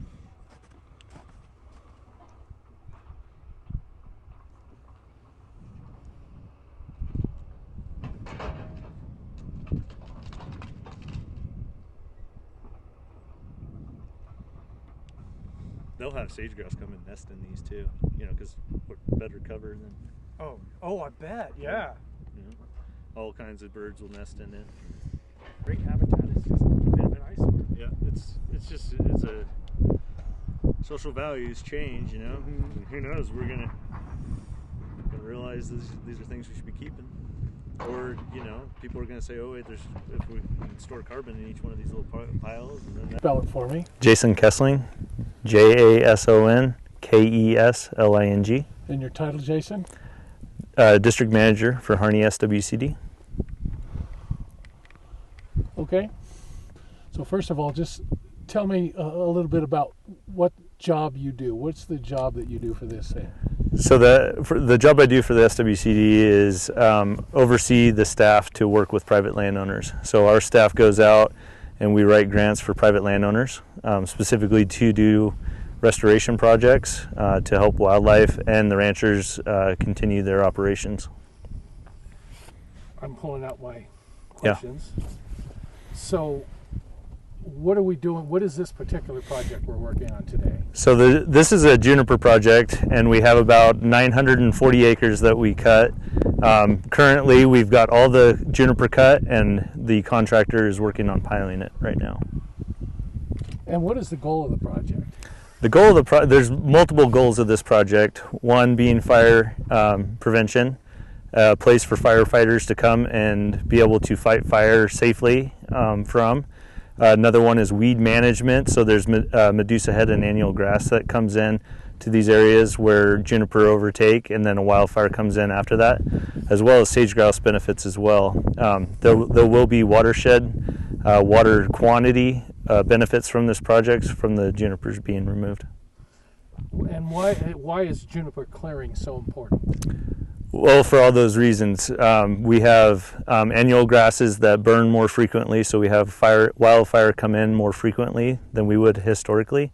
And when those wildfires come through, they completely take out all the native vegetation and replace it with this annual grass that doesn't have near the landscape value, the ecological value, or the economic value for our landowners and producers. For people that don't know what that means, what is the difference between annual grass and others? So an annual grass lives 1 year, one cycle. So the seed grows that year, it grows everything it needs to, and then dies that fall. And so a perennial is it goes for multiple years. So these plants could be 20, 40 years old, the perennial grasses, versus an annual, which is just 1 year, one cycle. Is that why they get so brown, and you see all this cheatgrass and all that kind of stuff get all brown and Yep. And well, so the annual I would yeah. never find the right word. So the annual grass takes advantage of the early spring moisture, and when the grass takes off, it'll let me find the right word. So the annual grass uses all the available water before the historic native perennial grasses would, and so they dry out significantly faster than the perennials would. So if you have just a perennial ecosystem, it's greener later into the summer, but an annual system becomes brown and decadent, and wildfires can start a month or two earlier than normal, historically. And so that's the goal, right? Is with all this stuff we're doing, and repeat that back to me. So the goal is to get rid of all that stuff.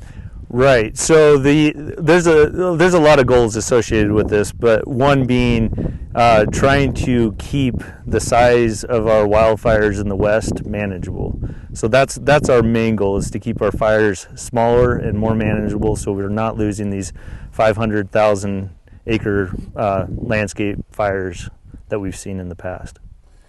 I don't know if that answered it, but no, that doesn't.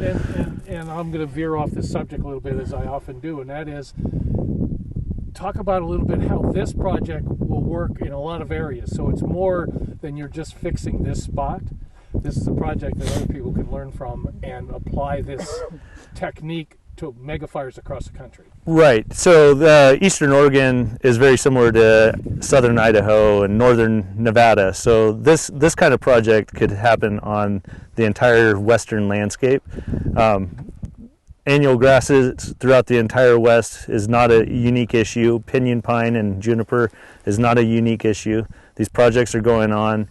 It's the size and scope that we need to ramp up because we have so much land in the west. We need to be able to do these projects at a faster, larger scale. I think that's what you're getting at. Yeah, right? it was. I want to make sure that it applies to others, and it's not just this little spot. We're giving you $5 million for this little thing here. Right. This specific area that's been cut and is being piled, how and why was that chosen? So this area was chosen because of first we put it through the sage grouse lens. So sage grouse were listed as a candidate species for the Endangered Species Act, and so the Harney SWCD has been doing a significant amount of restoration activities on private land. Hang on one second. Yep. You amped up. Oh, I started. Yeah, I'm getting cold. You're also getting kind of comfortable with what we're doing, right? Yeah, and I'm cold too, so I'm trying not to shiver my voice. I had to drop your level a little bit because you're amping up. So let's go back to that. So why this spot? How did this happen? So the SWCD has been working on sage grouse, which is a candidate species for the Endangered Species Act. And we took a lens of let's make sure we do the most strategic action that we can to prevent wildfire, preserve the habitat for the sage grouse, as well as improve the watershed quality, quantity of water, and the quality and quantity of the water. So this project, removing junipers, helps with all of those aspects, and we have done a large enough landscape, 940 acres, to be able to really impact this watershed right here. Let's go back and do that little part again where you stumbled around over quality and quantity of water. Just that sentence, that little area is fine, but let's redo that. So, this is where I get hung up, yeah. What did I say? You're doing it, and you're doing it here is to prove the quality and quantity of the water. You chose this area for that reason. Okay. Sage grouse was one, the other one was water. Yeah. So I could start out with another benefit that we yeah. See, this is where I get screwed up because I don't even know. We've gone past the sage grouse. Yeah. We talked about that. Okay. What's the next benefit? One of the benefits that we chose was to improve the water quality and quantity within this watershed. Perfect. And that'll fit with everything else you talked about, but we won't be chuckling while we say it. That's where I really got screwed up, is when I had to repeat things. So I'm doing better this time. I feel really good. You're doing great. You're doing good. You're fine. You're relaxed now. It's not that painful. It is. Perfect. With that little, here we go again. Sun's kind of coming and going too, so we gotta. We're doing good. We're doing good. All right. Process question. The juniper, after the juniper cut, they're piled, and then what happens? We got all these piles laying around. Right. So the SWCD designs their programs typically with the cost share in mind. So the SWCD will find money to do the larger landscape part of the project, the cutting, the piling, and then we ask the landowners to do all the burning. So it's up to the landowner to decide what to do after it's piled up. Yeah, some landowners choose to do it year one, some landowners will do it within 5 years, and some will choose not to do it. So we really leave it up to the landowners to decide. What are your perceptions of the Southeast Oregon Wildfire Resilience Project and the overall changes it's bringing to the landscape? Just having access to $5 million to do one project within a geographic area puts so much resources and excitement into large-scale restoration projects that I think it's going to ramp up the ability to. We'll be able to showcase this project as something that we can do at this size and scope. I don't know if I got to that, but. It means it should inspire more projects to occur. Inspire, like that. yeah. So let's try to reword that just a little bit. Okay. Yeah, so this project should be able to inspire more projects to do a landscape restoration scale. That's good. Okay. That's good. That's good. How has the funding for the sour project impacted the work you're able to accomplish in your role with the Soil Conservation District? So under the SWCD, we also have the CWMA, which is the Cooperative Weed Management Area, and we were able to treat an unbelievable amount of acreage for the Medusa head.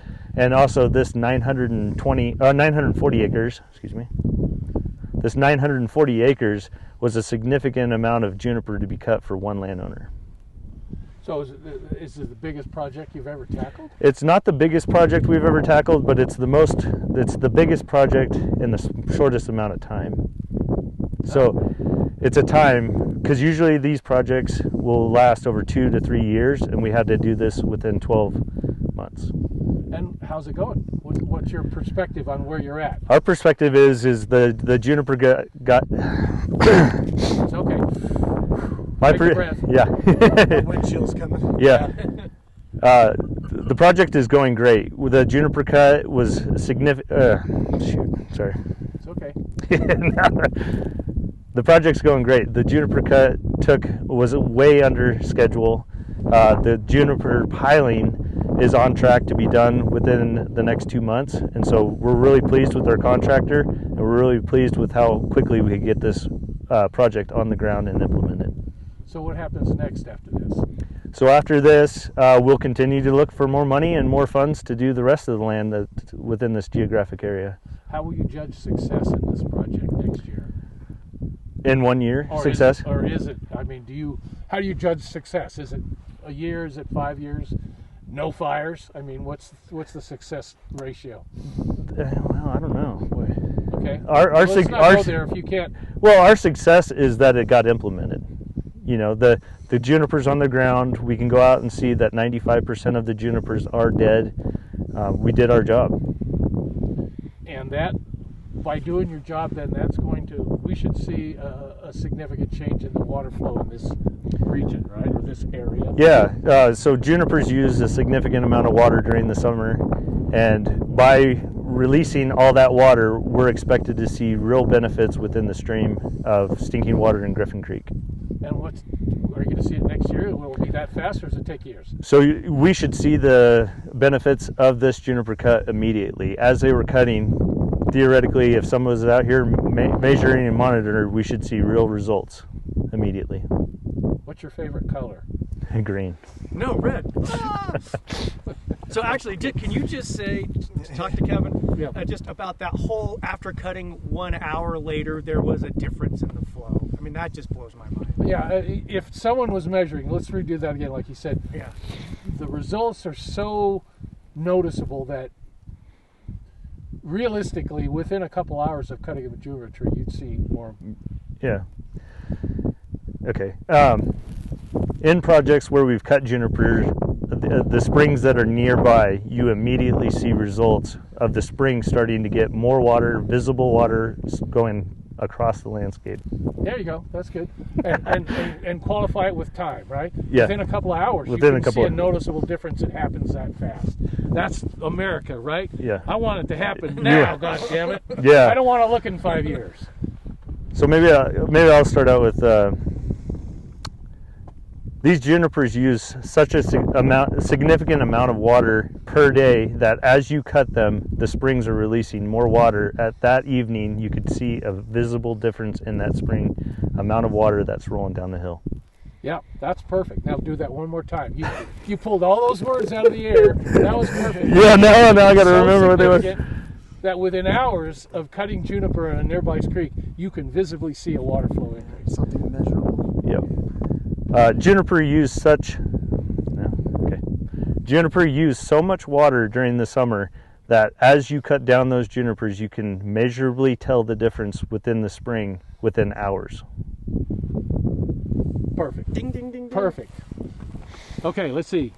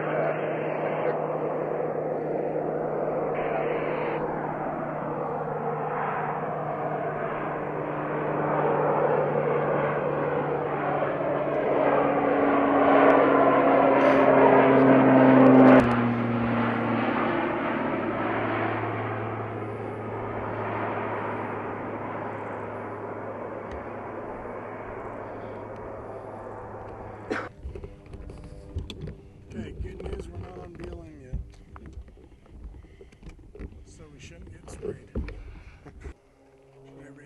Hey, hold on, we're not ready. We're not ready. Can you come around one more time? Make that pass again. Everything was perfect. I just missed it. By a head. Yeah. Yes, I just got to the block. Oh.